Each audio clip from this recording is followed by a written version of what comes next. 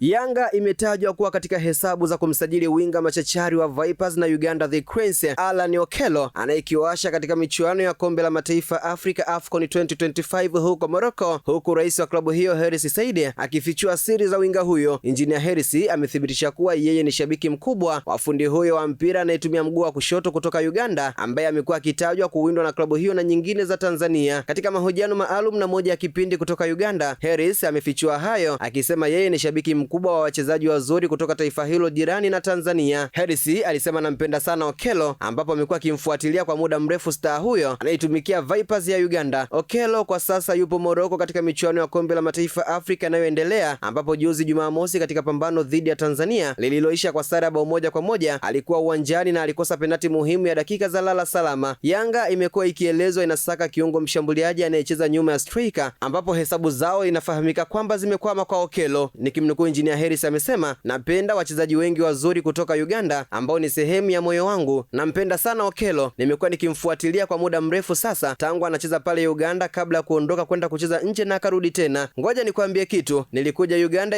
2019 kuangalia vijana wawili kupitia mashindano ya Sekafa. Kwanza kumwangalia beki wa kushoto Mustafa Kiiza, huyu ni mchezaji wa kiwango cha juu sana. Pili nilikuja kumwangalia Okello, ni mmoja wa wachezaji bora, na mwingine nayempenda ni Bobose, ni mchezaji mwenye kipaji kikubwa sana. Mwisho kunukuu. Pia Hersi alifafanua kuwa Yanga itasajili mchezaji mkubwa kutoka Uganda kama sio dirisha la usajili Januari, basi lile kubwa la mwakani. Nikimnukuu amesema, Yanga haiwezi kusajili mchezaji mdogo, tuna wajibu mbele ya wanachama na mashabiki wetu, tutaleta mchezaji wa kiwango cha juu kutoka Uganda. Mwisho kunukuu. Alisema Hersi wakati Yanga ikijiandaa kwenda visiwani Zanzibar kwa michuano ya kombe la mapinduzi ikipangwa kundi C ikiwa na TRA United na KVZ.